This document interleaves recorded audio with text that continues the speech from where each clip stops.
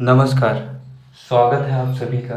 और आज के इस वीडियो में हम बात करेंगे सिंधु सभ्यता की सामाजिक, धार्मिक व आर्थिक स्थिति और साथ ही हम ये देखेंगे कि किस तरह सिंधु घाटी सभ्यता का विनाश हुआ। अलग अलग कारणों के बारे में चर्चा करेंगे और विभिन्न विद्वानों के विचार जो कि दिए गए हैं सिंधु घाटी सभ्यता या हड़प्पा सभ्यता के विषय में।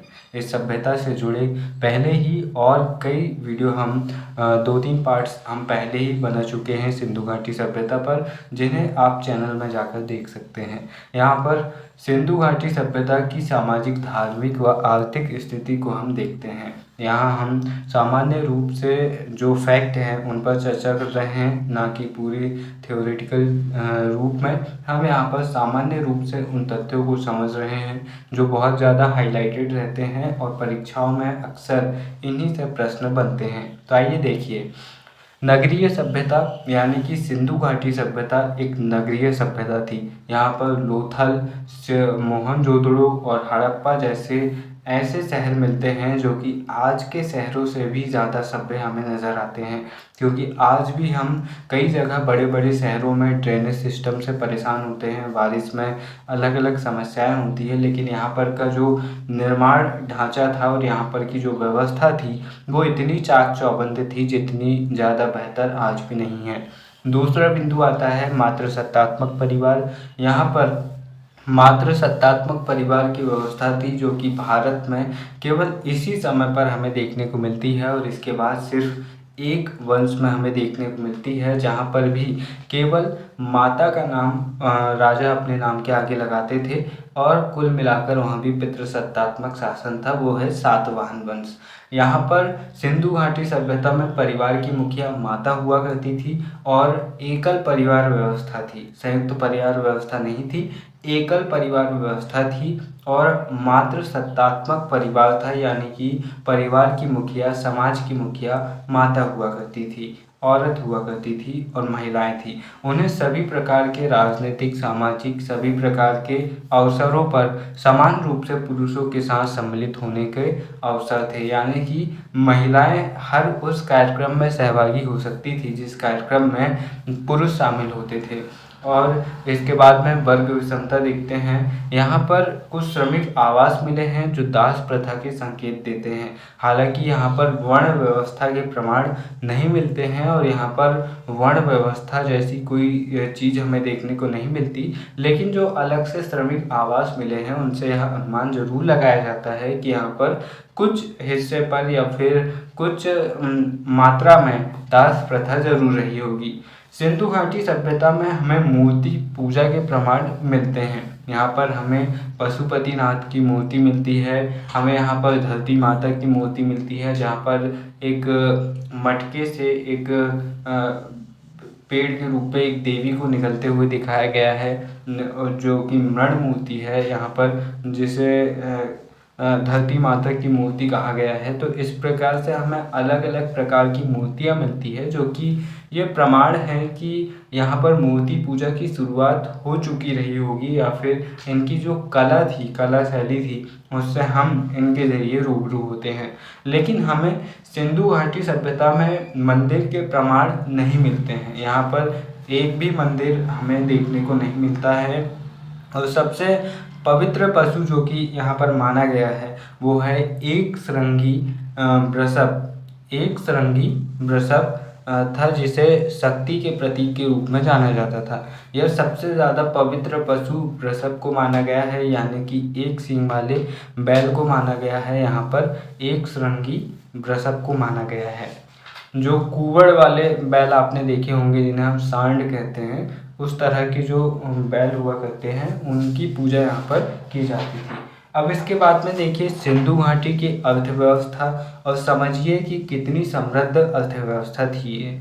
अर्थव्यवस्था कृषि प्रधान व व्यापार प्रधान पर आधारित थी, यानी कि यहाँ पर कृषि और व्यापार दोनों से अर्थव्यवस्था का संचालन होता था। फारस व मिस्र से इनका व्यापार था और अलग अलग, अब ये आप कहेंगे कि फारस व मिस्र से व्यापार था, ये कैसे पता लगा? तो फारस व मिस्र के क्षेत्रों में यहाँ पर की मुहरें मिली, यहाँ पर के सिक्के मिले, जिनसे ये पता लगता है कि उन क्षेत्रों पर यहाँ के व्यापार थे। हालांकि इस समय पर सिक्कों का प्रचलन तो नहीं था, लेकिन मुहरों के जरिए और वस्तु विनिमय के जरिए व्यापार हुआ करता था। मुहरें मुख्यतः वर्गाकार थी और व्यापार का माध्यम नहीं थी। व्यापार का माध्यम मुहरे नहीं थी।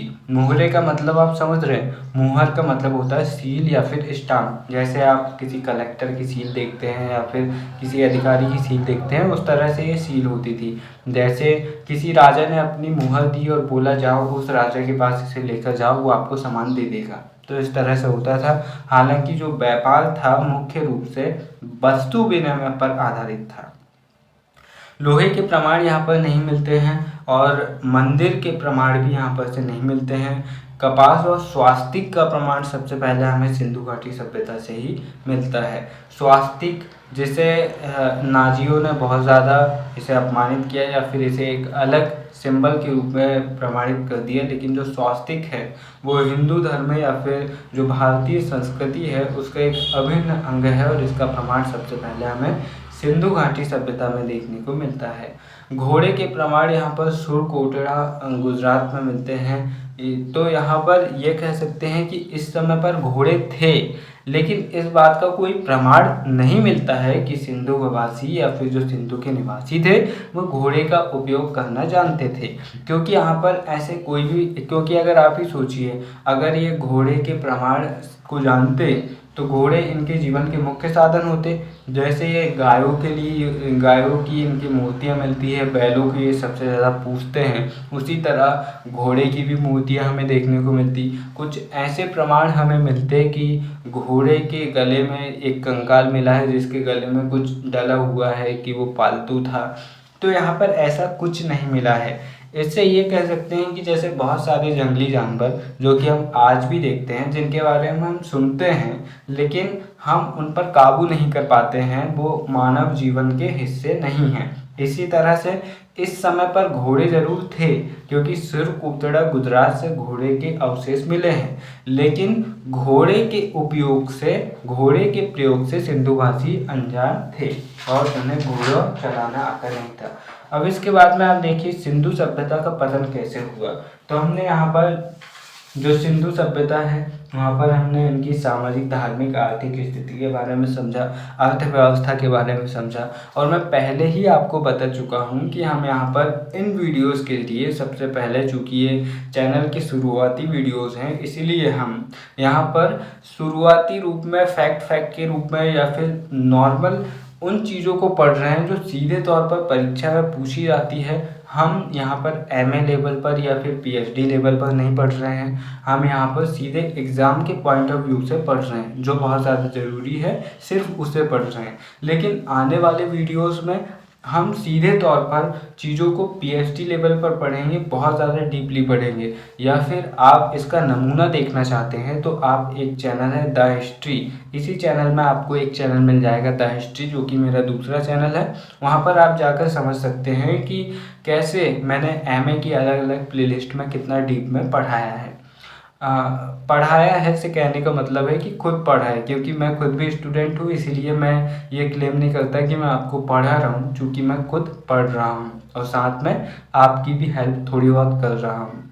सिंधु सभ्यता के पतन के कारण देखते हैं। यहाँ पर पहला कारण माना जाता है आर्यों का आक्रमण। अब आर्य कहाँ से आए थे, ये बहुत ही अलग अलग द्वंद्व है कि आर्य कहाँ से आए थे।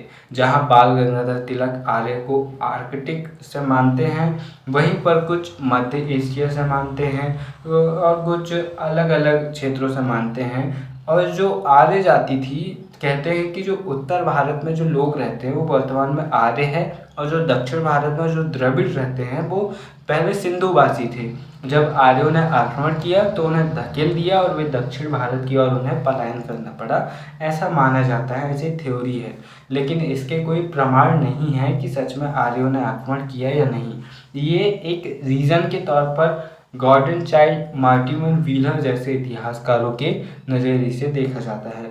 वही बाढ़ के कारण सिंधु सभ्यता का पतन हुआ रहा होगा, क्योंकि जो हमने पिछले वीडियोस में देखा था कि जो मोहनजोदड़ो है और धौलावीरा है या फिर कुछ ऐसी साइट्स है जहाँ पर हमें उत्खनन की अलग अलग तहें मिली हैं।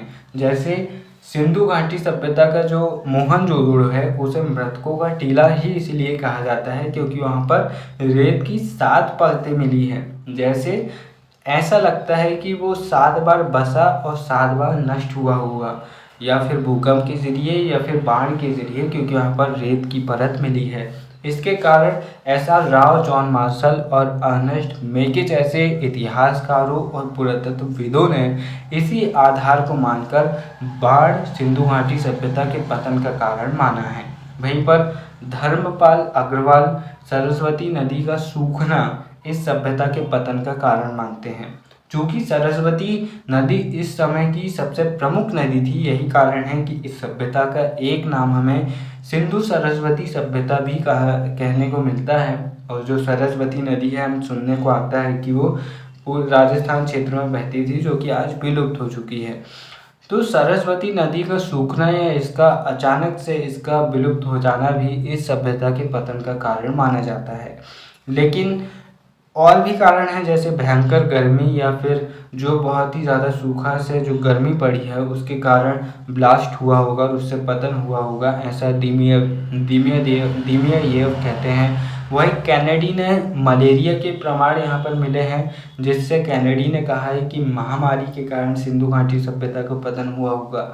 वहीं जो अलग अलग इतिहासकार हैं, कुछ महामारी को मानते हैं, कुछ युद्धों को मानते हैं, कुछ बाढ़, कुछ भयंकर गर्मी, मानसून का ना आना।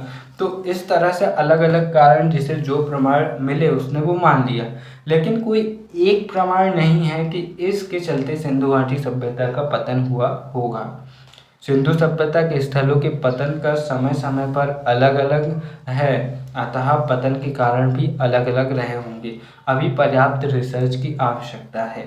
तो जो सिंधु घाटी सभ्यता के स्थल है वो सारे के सारे एक साथ समाप्त नहीं हुए, क्योंकि आप ये मान लीजिए कि बाढ़ के कारण पतन हुआ होगा, सिंधु नदी में बाढ़ आ गई, पतन हो गए। लेकिन जो स्थल हरियाणा में है, जो स्थल दायमाबाद महाराष्ट्र में है, जो स्थल मेरठ में हमें देखने को मिलता है, जो स्थल उधर सुदकांड और बलूचिस्तान में देखने को मिलता है, जो सिंधु बेल्ट में नहीं है, उनका पतन कैसे हुआ होगा।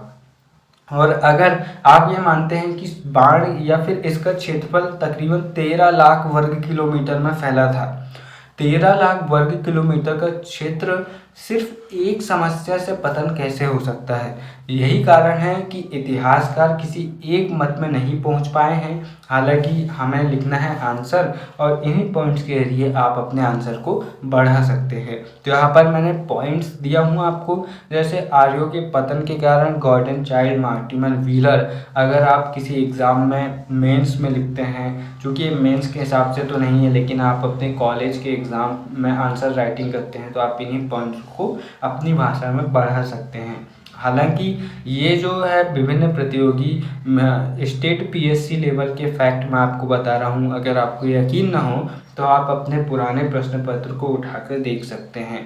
दोस्तों, ये वीडियो आपको कैसा लगा, आपके काम का कहाँ तक रहा, मुझे बताएं। और साथ ही हमारे और भी वीडियोस को आप चैनल में जाकर देख सकते हैं और इतिहास में अपनी समझ को विकसित कर सकते हैं। क्योंकि अगर आपके पास एक इतिहास का सही नज़रिया है, सही समझ है, तो आप अपने भविष्य को बेहतर बना सकते हैं। वही आपका जो इतिहास है लीपा पोती वाला है, व्हाट्सएप यूनिवर्सिटी से आपने डिग्री की है, तो फिर आप अंधविश्वासी और कट्टरवाद की राह में आसानी से पहुंच सकते हैं।